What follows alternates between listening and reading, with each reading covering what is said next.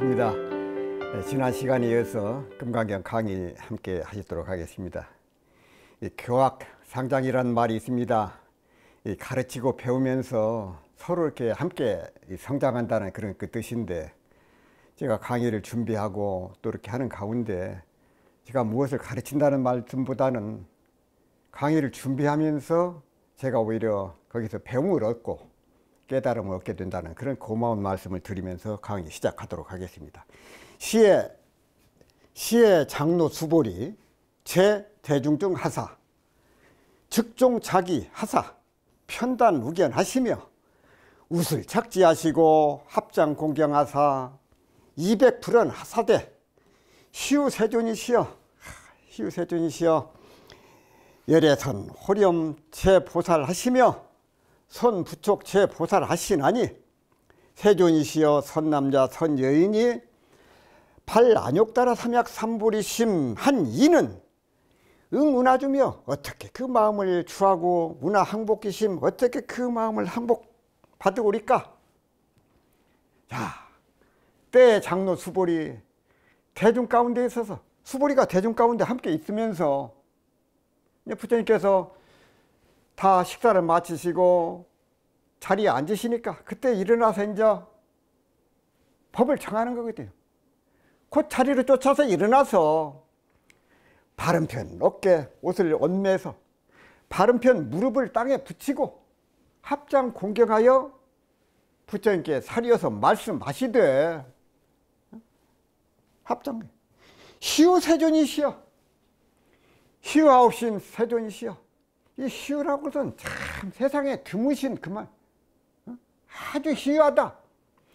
여러께서는 모든 보살을 잘 호령하시고 여러께서 모든 보살들을 다 이렇게 호렴해 주셔.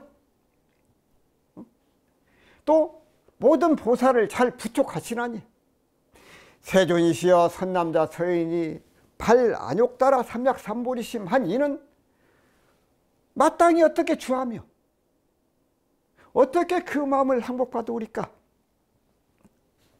선남자 선여인이 삼약삼보리심 보리심을 바라니는 그 마음을 어떻게 거기에 머물고 또 그 마음을 어떻게 항복받으오리까 이렇게 하고 여쭙는 거죠. 자, 원문을 나누어서 살펴보도록.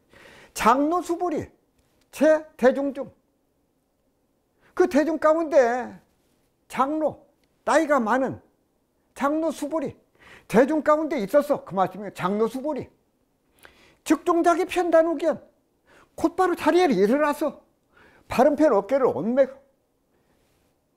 여기서 옷을 얹매다는 것은 옷을 벗어서 한쪽 어깨에서 다른 쪽 겨드랑이 쪽으로 걸어서 이렇게 매는 것을 뜻하거든요.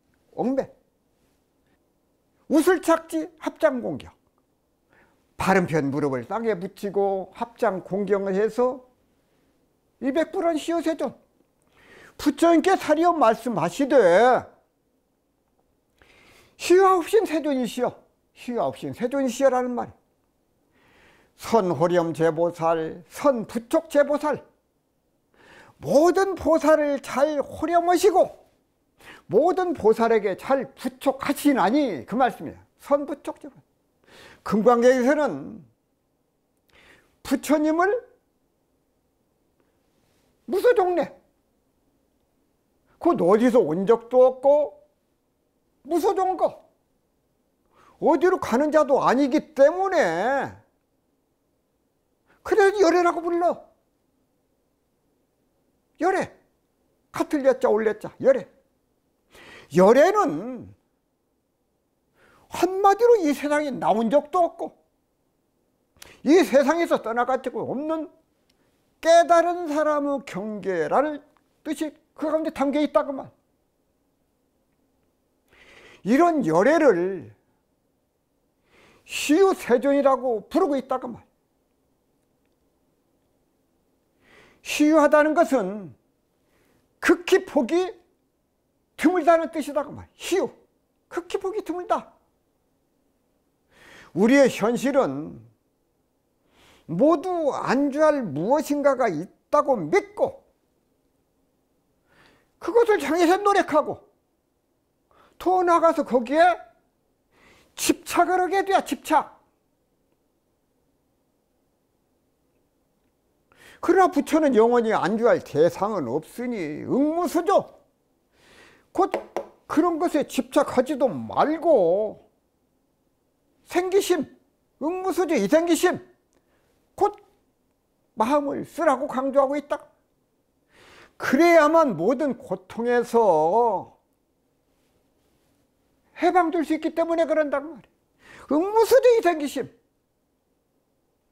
선남자 선여인 팔 안욕따라 삼약삼보리심. 선남자 선여인이 삼약삼보리심을 바라니 그 말씀이에요. 삼약삼보리심. 여기서 삼약삼보리는 부처님이 깨달은 바르고 완벽한 지혜, 곧 파냐의 지혜를 말한다고 말이에요. 삼약삼보리. 산스크리트어로는 삼약삼보디, 이것을 음약한 것으로 삼약은 완전한 또는 올바른 것을 뜻하고 삼보리, 이것은 완벽한 지혜를 뜻한다고 말씀이에요. 삼약삼보리는 정변지 또 정등각, 이것과 같은 뜻으로 정변지는 바르고 보편적인 지혜라는 뜻이고 정등각, 이것은 치우침이 없이 평등하다는 의미로 번역돼요. 삼약삼보리는 안욕따라 삼약삼보리의 줄임말이요. 응은하죠. 운하항복기심. 마땅히 어떻게 주하며 이 마음을 어떻게 주하고 어떻게 그 마음을 항복받으리까, 그 말씀이에요. 응은하죠. 운하항복기심.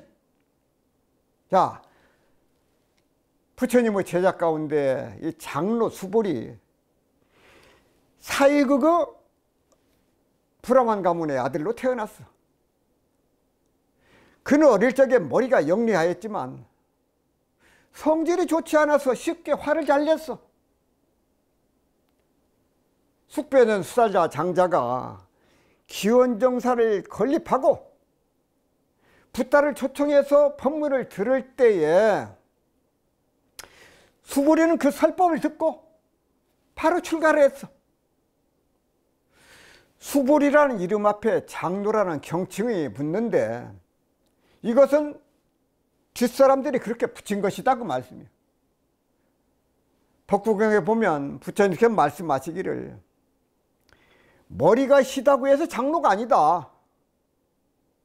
그는 나이가 많아도 하염없이 늙었다고 할 수 있을 뿐이다.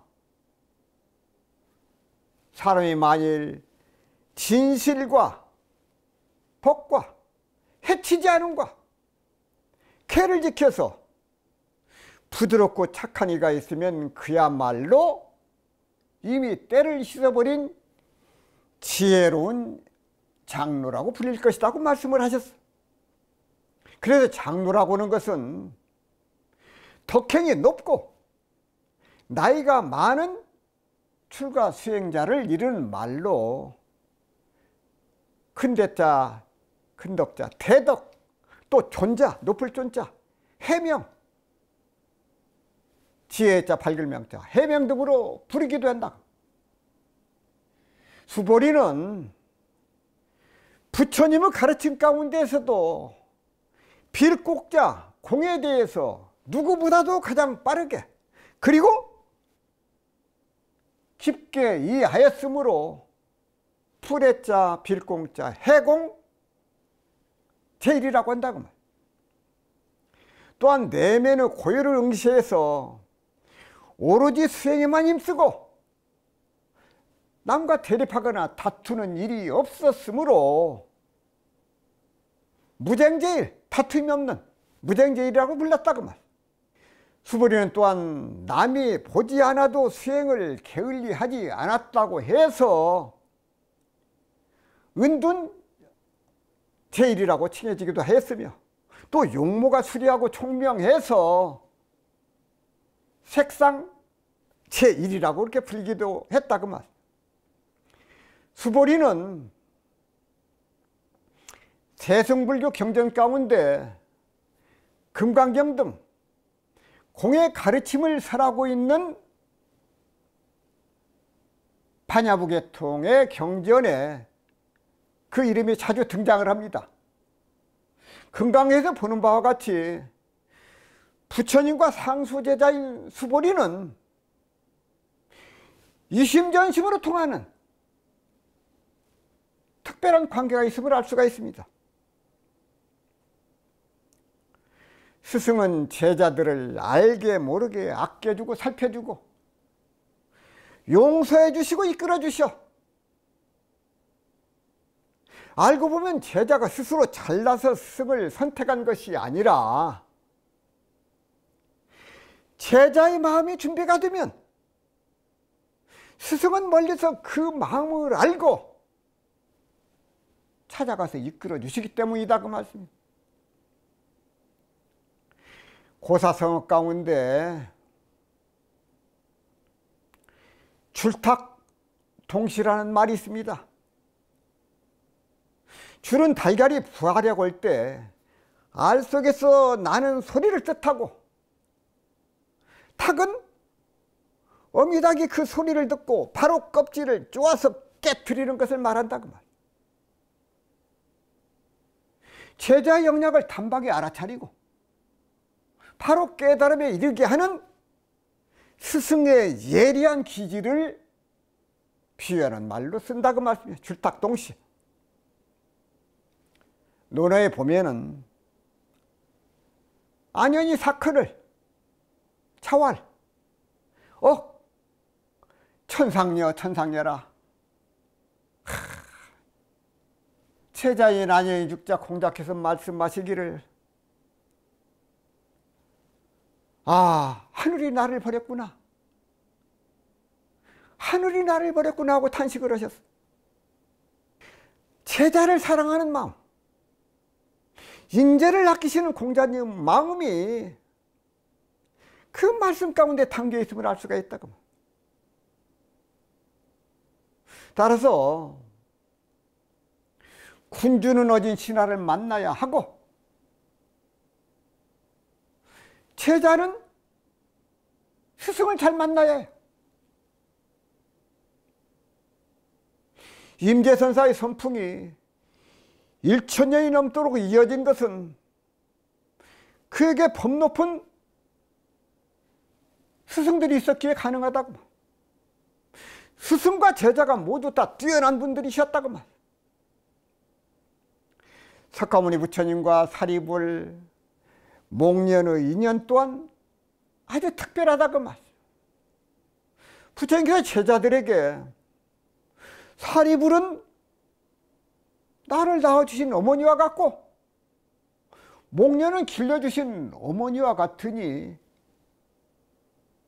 이 두 사람을 언제까지 가까이 따르고 섬겨야 한다는 말을 할 정도였다고 말. 사리불과 목련이 부처님에다 먼저 입적을 했을 때에도 부처님께서 이 대중 가운데 사리불과 목련이 없어서 허전하다는 말씀을 하셨다고 말. 소세단 대종사께서 말씀하시기를, 스승과 제자가 부자와 같이 무관한 사이가 되어야 그 법이 건넬 수 있다고 하셨습니다. 또 말씀하시기를, 내가 송규 형제를 만난 후 그들로 인하여 크게 걱정하여 본 일이 없었고 무슨 일이나 내가 시켜서 아니한 일과 2번 시켜본 일이 없었노라. 그러므로 나의 마음이 그들의 마음이 되고 그들의 마음이 곧 나의 마음이 되었노라고 말씀을 하셨습니다. 정산종사께서 말씀하시기를, 큰 공부를 하기 위해서는 스승과 사이가 없어야 한다고 하셨습니다. 이 재성이 묻기를 무슨 방법으로 하여야 큰 공부를 하오리까? 답하시기를 스승과 사이가 없어야 하나니라. 또 묻기를 사이가 없기로 하면 어떻게 하오리까? 답하시기를 신만 돈독하면 자연 사이가 없나니라고 말씀을 하셨습니다. 자, 부처님과 수보리 소채산 대종사와 정산종사와 같이 스승과 제자 사이에는 둘이 아닌 마음, 마치 아버지와 아들처럼 사이가 없고 이심전심으로 서로 통하는 특별한 인연이 있음을 알 수가 있습니다. 이들은 일생뿐만 아니라 영생을 함께 할 소중한 인연이 아닐 수 없다고. 편단우견, 편단우견은 오른쪽 어깨를 드러내는 것이고 우슬착지는 오른쪽 무릎을 꿇는 것, 이것을 말을 해. 다시 말하면 편단우견, 우슬착지, 합장공경은 상대방 부처님을 공경하는 인도식 예절의 형식이라고 할 수가 있다고 말. 두 손을 한데 모으는 합장은 인체 역학적으로 인체의 기둥인 척추를 중심으로 인체를 좌우 대칭의 균형 상태로 만들어줘. 또한 손바닥에는 중요한 경락이 들어있어서 기가 흐르는데 합장을 통해서 기의 흐름을 조화롭게 만들어줘. 따라서 합장을 하게 되면 온몸에 따스한 기운이 느껴지고 긴장이 완화되면서 편안한 느낌을 갖게 되기 때문이다 그 말. 불가에 전해오는 합장 개송은 이 합장의 의미를 잘 나타내주고 있습니다. 합장이 화, 두 손을 모아 한 송이 꽃이 피어. 합장을 하니까 한 송이 꽃이 피어. 신의 공양구, 이 몸은 공양하는 그릇일세, 그릇이로세. 성심진실향, 정성스러운 그 마음의 진실한 향, 찬탄향연복, 향연기가 두루 퍼짐을 찬탄하도다. 따라서 합장개송은 진실한 합장이 곧 참다운 공양이 됨을 강조하고 있습니다. 여기서 말하는 선남자 선여인, 선남자 선여인은 선과 악의 의미가 아니라 도덕적인 개념으로 지체가 있는 양갓집 출신으로 보면 될 것 같습니다. 그래서 선남자는 태생이 올바른 아들이고 선여인은 태생이 올바른 딸이나 규수를 일컫는 말이 된다. 태생이라고는 출신 성분을 말하는데 어느 날 시자인 아난이 부처님께 여쭙습니다. 세존이시여, 착한 것이 있다는 것, 좋은 동료가 있다는 것, 좋은 사람들에게 둘러싸여 있으면 그 사람은 이미 청정의 반을 이룬 것이 아니겠습니까? 하고 여쭙습니다. 부처님께서 답하시기를 아나나, 그렇지 않다. 그렇지 않다. 착한 것이 있다는 것, 좋은 동료가 있다는 것, 좋은 사람들에게 둘러싸여 있다는 것은 청정행의 전부이다. 착한 것인 수행에게는 이런 일이 일어날 것이다. 착한 것, 좋은 동료, 좋은 사람들에게 둘러싸여 있는 수행승은 8가지 바른 길, 곧 팔정도를 닫게 되는 것이다. 그리하여 8가지 바른 길을 번성하게 할 것이라고 말씀을 하셨습니다. 자,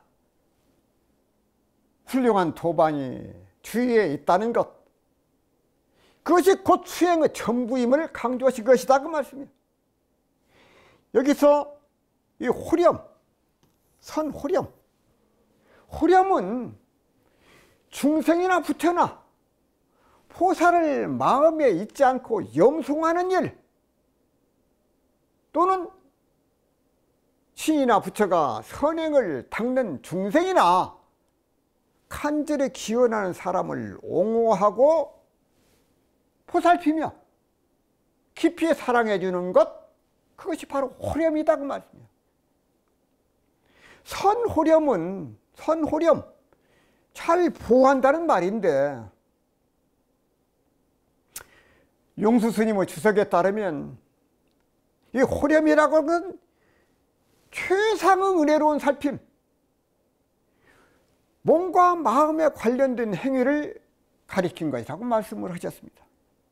다시 말하면 이 호렴이라고 하는 것은 부모가 자식을 대하듯 마음에 있지 아니하고 기원하는 사람을 옹호하고 보살피고 사랑해 주는 것, 그것이 호렴이다 그 말. 호렴은 부처님께서 마음으로 그 보살을 염려해 주시는 것, 그것이 호렴이다. 부처님께서는 보살들의 공부 정도와 장단점을 잘 알고 계실 것으로 생각이 된다. 호렴은 어떻게 하면 그 보살을 잘 인도해서 나라를 진급시킬 수 있을까? 그것을 생각을 하는 거예요.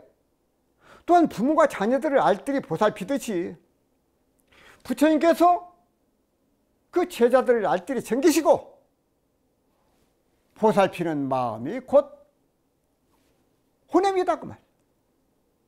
이 부촉이라고 하는 것은 항복하는 것이고, 삼약삼보리, 이 부촉, 이 부촉, 부촉은 무엇을 엮다, 잇는다, 맡긴다, 부탁한다, 그런 뜻이거든요. 그래서 일정한 목적을 띠고 그동안에 있었던 일, 있어 왔던 일, 또는 앞으로 다가올 일을 잘 계승이 되도록 간절히 부탁하는 것, 그것을 부촉이다 그 말. 이어가, 꾸준하게 이어가도록 잘 부탁을 해. 이것을 계속하도록. 그래서 부촉은 부처님이나 성현 등이 제자나 후인들에게 간절히 당부하는 말이나 그들이 열반을 앞두고 유언의 성격을 지닌 법문이나 당부의 말을 하는 것으로 금강경에서는 열애는 모든 보살을 잘 호렴하며 모든 보살에게 잘 부촉하나이라고 한 것은 지금까지 전해들은 가르침을 잘 수지해서 받들어 가져서 그것을 그대로 전수할 것을, 이것을 전해주라 그 말이에요. 받아 가져서 전해라, 이것을 보살들에게 간곡히 당부했다는 그런 의미로 사용된다 그 말씀이에요. 정산종색선 말씀하시기를 나는 평생에 기쁜 일 2가지가 있노니 첫째는 이 나라에 태어나며 둘째는 대종사를 만남이니라. 모든 사람이 스승의 은혜를 다 같이 느낄 것이나 나는 특히 친히 찾아 이끌어 주시는 한 가지 은혜를 더 입었노라고 말씀을 하셨습니다. 금강경은 부처님과 그 제자인 수보리와 대화 형식으로 이루어진 법문이요. 부처님이 당시에 법문을 직접 받던 1250인의 대중은 참으로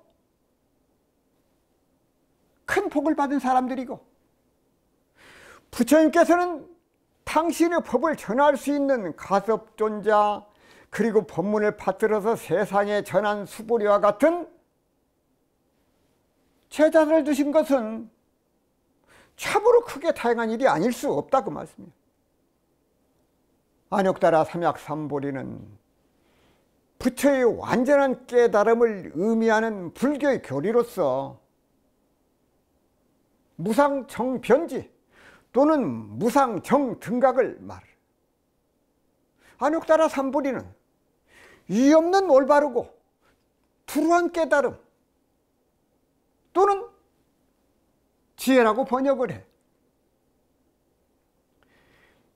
금강경 제11장 구경 무화분에서 불어 연등볼수 무유복 즉 안욕다라 삼약삼보리에 곧 부타가 설하시기를, 부타가 연등불에 계신 곳에서 무유법으로 안욕다라 삼약삼보리를 얻었다는 구절을 볼 수가 있습니다.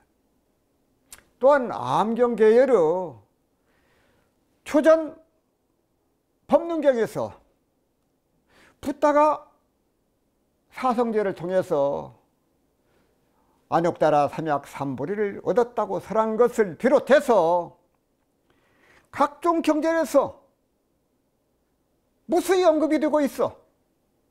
안욕다라 삼약삼보리는 더 이상 위가 없는 적절하고도 무등등한 깨달음을 의미해. 더 이상 위가 없으니 무상이고, 깨달음이 곧 각이니 곧 무등등각이다 그 말씀이에요. 다시 말하면 안욕다라 삼약삼보리는 가장 완벽한 깨달음이고, 안욕다라는 위가 없는 무상이라는 뜻이고, 삼약이라고 하는 거짓이 아닌 진실, 삼불이란 모든 지혜를 널리 깨친다는 정등각을 말한다고. 정등각, 무상정등각, 무상정등정각, 모든 무명벌리를 벗어버리고 크게 깨쳐서 우주만류의 진리를 확실히 아는 부처님의 지혜, 그것이 무상정등정각이라고 말씀이에요. 삼세의 모든 부처님이 깨치신 최고의 경지를 말한다고 말이에요. 부처께서 깨달은 모든 진리를 가리키면서 바른 평등 또는 원만이라는 뜻으로 안욕보리라고도 한다고 말이에요. 이 보리라고 하는 것은 부처 성문 연각 각각 그 과보에 따라서 얻는 그 깨달음을 말을 하는데, 곧 부처의 깨달음은 더 이상 위가 없는 최상이며 바르고 평등하며 완벽하다는 뜻이 그 가운데 담겨 있다고 말이에요. 부처 이외에도 깨달음은 있을 수 있으나 무상정등정각은 오로지 부처의 깨달음만을 뜻하므로 비교할 대상이 따로 없다는 것이다 그 말씀이에요. 이어서 설명 계속 드리겠습니다. 불어나사대 선제선제라 수보리야 여여 소설하야 열의 선호렴 제보살하며 선부촉 제보살하나니 여금 제청하라. 너희들은 잘 들으라. 탕위여설하라. 내가 너희를 위해서 말을 하리라. 부처님께 말씀하시되 착하고 착하다 수보리야. 착하고 착하다 수보리야. 여여소설 내가 말한 바와 같이 열애는 모든 보살을 잘 호렴하고 모든 보살에게 잘 부촉하나니 너는 이제 자세히 잘 들으라. 너는 이제 잘 들으라. 자세히 들으라. 자세히 들으라. 탕위 엿을 마땅히 너를 위해서 설을 하리라. 참. 원문을 나누어 살펴보면 선제 수보리 여여소설. 착하고 착하다 수보리야, 내가 말한 바와 같이, 그 말씀이거든요. 여여소설. 어쩌면 그렇게 꼭 할 말, 꼭 옳은 소리를 했느냐. 열애선 호련 제보살, 선부tuk 제보살. 열애는 모든 보살을 잘 호렴하고 모든 보살에게 잘 부족하나니라는 말씀이거든요. 여금제청 당위여설, 너는 이제 자세히 들으라. 마땅히 너를 위하여 말을 하리라, 이 말씀이야. 여금제청. 여기서 이 선제, 참 이게 참 이게 얼마나 좋습니까? 선제 좋다, 좋구나, 좋다. 선은 착할 선자, 제는 어조사 제자인데 좋다는 말이 선제를 2번 반복해서 좋고 좋은 흥겨운 마음을 강조했어. 수보리가 그 할 말을 하니까 이 부처님께서 얼마나 기쁘고 즐거우시면 선제 수보리야. 착하고 착하다 수보리야. 선제 수보리야. 이 말씀 가운데는 제자인 수보리에 대한 부처님의 끝없는 사랑과 굳은 믿음이 그 가운데 담겨 있음을 알 수가 있어. 얼마나 사랑스럽고 이쁘고, 그러면은 선제 수보리야. 그 말씀을 하셨을까? 그 스승의 그 제자, 온갖 것을 다 주어도 아깝지 않은 그런 스승과 제자 사이, 아버지와 아들과 같은 그 선제 수보리야. 이 보살은 한자의 보리살타의 줄인 말로, 이 보살이라고 그런 특수한 사명감을 가진 사람에게만 부여할 수 있는 아주 소중한 말씀이요. 이웃을 구제하면서 자기 자신을 완성시켜 나가기 위해서 땀을 흘리는 의지와 노력, 그리고 그런 이들을 통해서 깨달음의 길로 나아가는 위대한 보살 정신과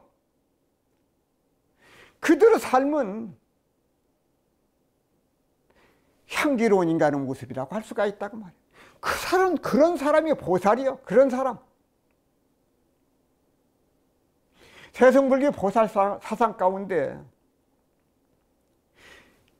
기본적인 2가지 개념은 서원과 효양.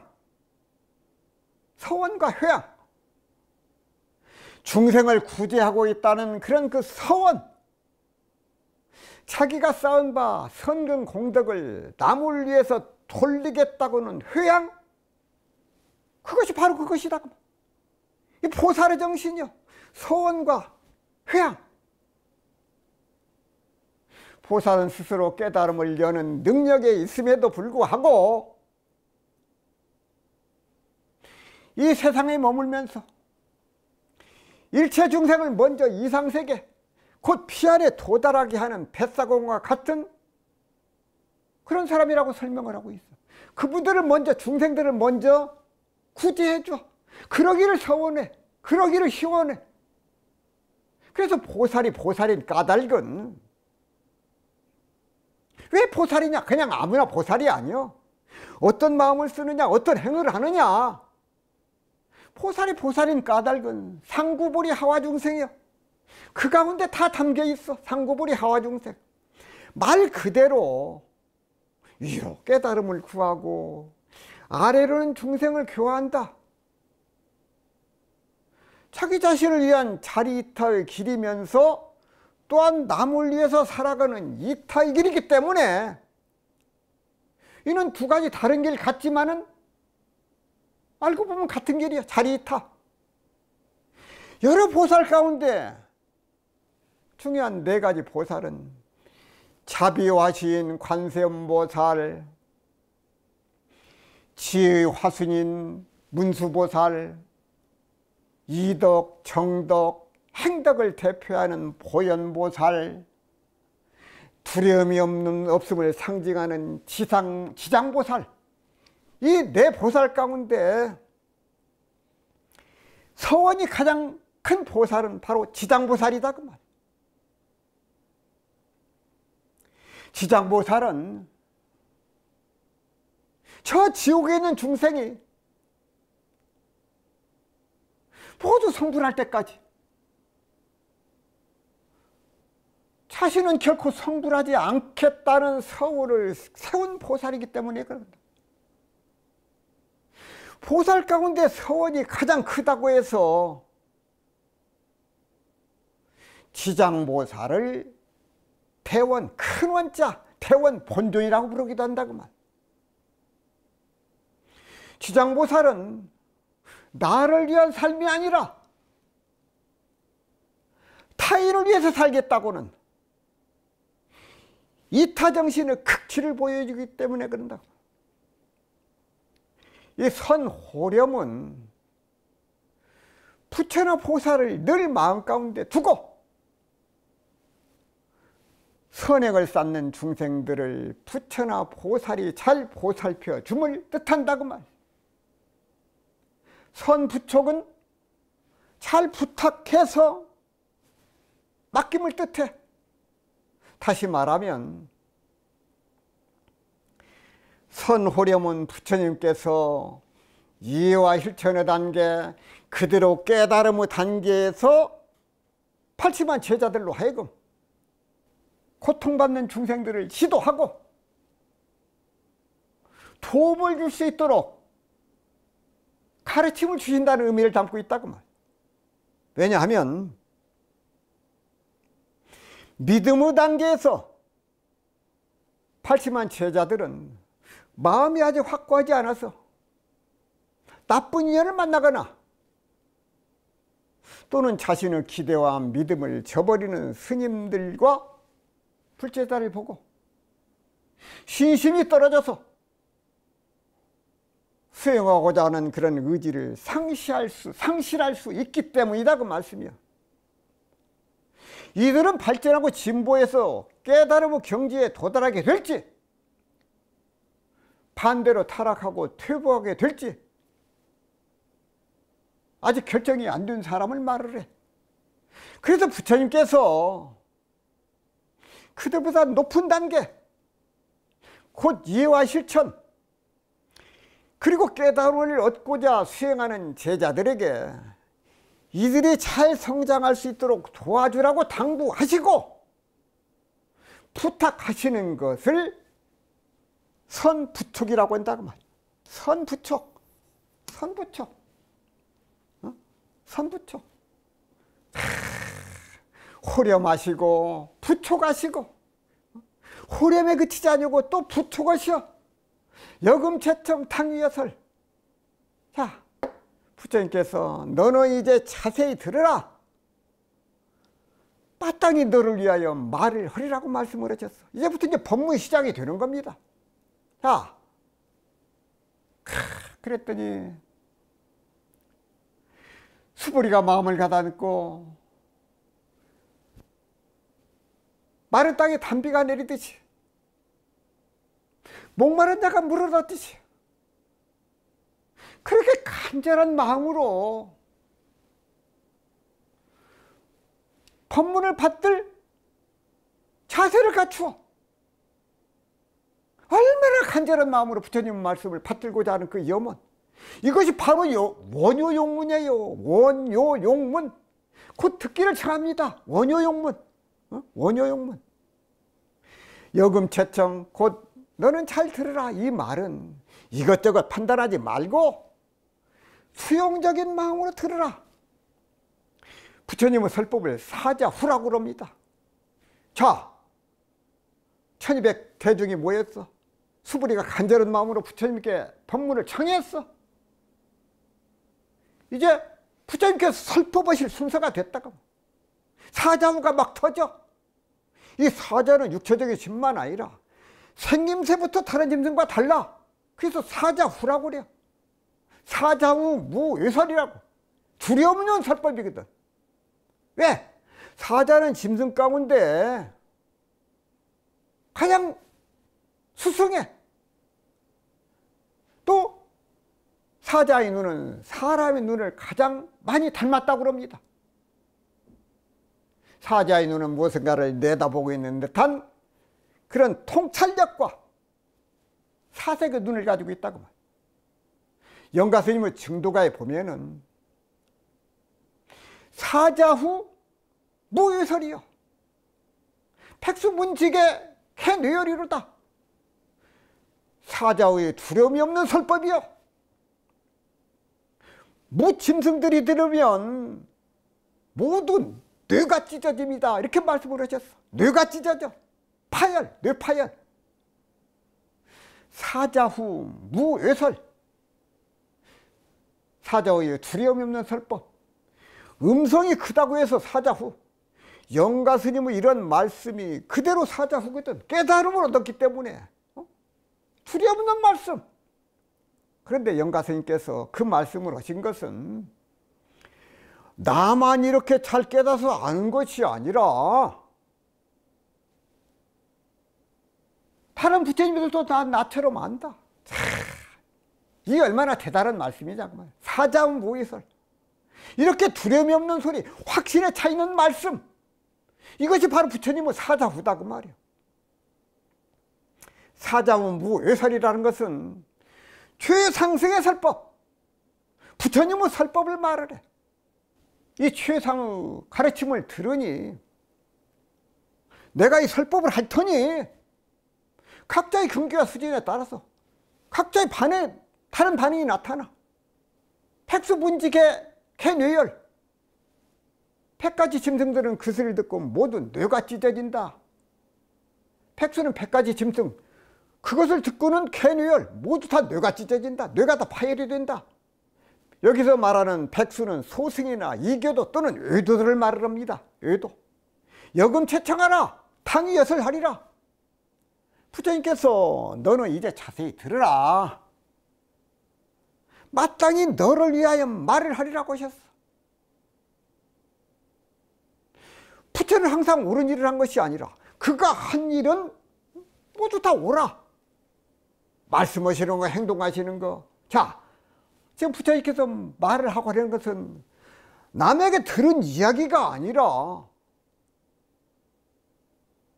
당신 스스로 체득하고 깨달음을 얻고 싱싱하고 살아있는 언어들이다 그 말이요. 누구한테 들은 이야기가 아니라 내가 깨달음을 얻어서 그래서 하는 말씀이요.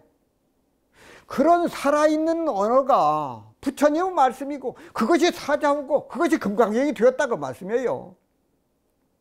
그게 그 금강경이요. 부처님은 살아있는 법문, 깨달으신 법문. 사자후 무외설. 제청은 제청, 곧 공경하면서 듣는 경청. 경청.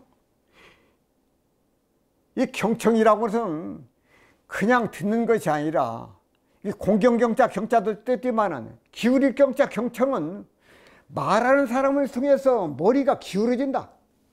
그쪽으로 상대방 앞으로 다가와서 귀와 관심을 기울인다는 뜻이다 그 말이에요. 그게 경청이에요. 따라서 여시아문의 문은 수동적인 들음에 반해서 이 제청의 청은 능동적인 들음이요. 듣고자 해요. 간절한 마음으로. 이 채자라고 하는 것은 자세할 채자거든요. 자세히 들으라 채청. 진리라는 뜻을 가지고 있어. 따라서 제청은 진리에 닿을 수 있도록 자세히 잘 들으라 그 말씀을, 그 의미가 담겨 있다고 말. 예수님께서 중요한 말씀을 하실 때에 진실로 너희들에게 이르노니라는 말씀으로 시작을 해. 진실로 너희들에게 이르노니 내 말을 잘 들으라. 내 말이 거짓말이 아니다. 그렇게 시작을 성경 말씀이. 특별히 누구를 가르치기 위해서 또는 어떤 목적을 위해서가 아니라 있는 그대로 당신의 진정성을 거기에 담아서 그것을 토로하신 것이다 그 말씀이에요. 자, 예수님께서 눈 있는 사람은 보고 귀 있는 사람은 들을지어다고 말씀을 했어. 그만큼 이 경청의 어려움을 말씀하신 것이다 그 말씀이에요. 경청. 이 공자께서 시경 300편을 한마디로 사무사, 생각사자 없을 무자, 사악할 사자, 이에 대해서 많은 해석이 가능하지만 사악함이 없는 것, 이 말씀 가운데는 남을 가르치기 위해서라든지 하는 그런 기교가 없는, 있는 그대로 진심이 거기에 담겨 있음을 알 수가 있다고 말이에요. 거짓이 아니다, 참말이다, 간절한 말씀. 그래서 오늘 말씀을 통해서 이 부처님의 말씀 한마디 한마디가 얼마나 우리들에게 소중한 말씀인가, 얼마나 간절한 말씀인가, 그 말씀 가운데 뜻을 다시 한번 새겨서 잘 들어야 된다는 말씀을 드리면서 오늘 강의를 마무리하도록 하겠습니다. 감사합니다.